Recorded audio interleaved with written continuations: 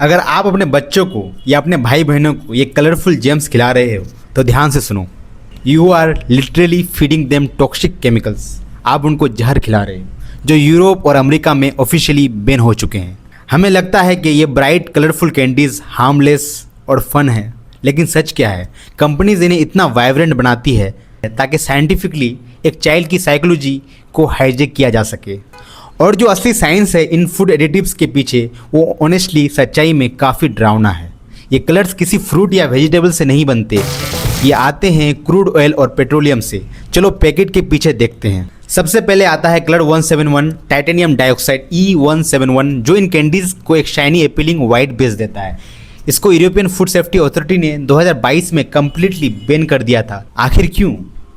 Because of dangerous term genotoxicity, मतलब ये chemical human DNA को डैमेज कर सकता है और टाइम के साथ बॉडी के ऑर्गन्स में एक्यूमुलेट यानी जमा हो सकता है। उसके बाद आते हैं रेड और येलो शेड्स, कलर 124, कलर 122 और टेट्राजाइन E102।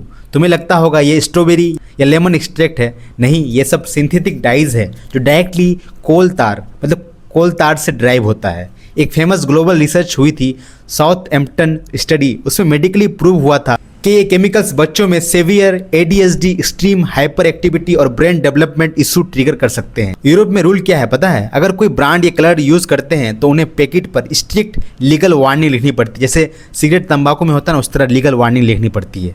लेकिन इंडिया में ये सब हार्मलेस फन स्नैक्स के नाम पे ओपनली बिक रहा है। और वो bright blue colour 133 brilliant blue FCF, इसे फ्रांस, जर्मनी और स्वीडन ने कम्प्लीटली रेस्ट्रिक्ट कर दिया है, मतलब बैन ही कर दिया है, क्योंकि ये सीवियर अस्थमा अटैक्स और एलर्जिक रिएक्शन ट्रिगर कर सकता है। सबसे शॉकिंग पार्ट क्या है पता है? हिपोक्रेसी तो देखो, हम मल्टीनेशनल कंपनीज के लिए तो हम लोग लेब के रेट हैं कि हम लोग के जानों का कोई कीमत ही नहीं है। इसीलिए यही मल्टीनेशनल कंपनीज जब यूके और यूरोप में अपनी कैंडीज बेचते हैं तो वो यूज़ करते हैं नेचुरल कलर्स जैसे बीटरूट, टर्मेरिक और पेपरिका एक्सट्रैक्ट। लेकिन इंडिया में आते ही वो यूज़ करते हैं चीप टॉक्सिक बैंड केमिकल्स, सिर्फ कुछ पैसे बचाने के लिए। तो सवाल ये है, क्यों इतना बड़ा डिफरेंस है फूड रेगुलेशन में? क्या इंडियन कंज्यूमर और हमारे बच्चों की हेल्थ, हमारे बच्चों की जान, इनके लिए कोई मैटर नहीं करती?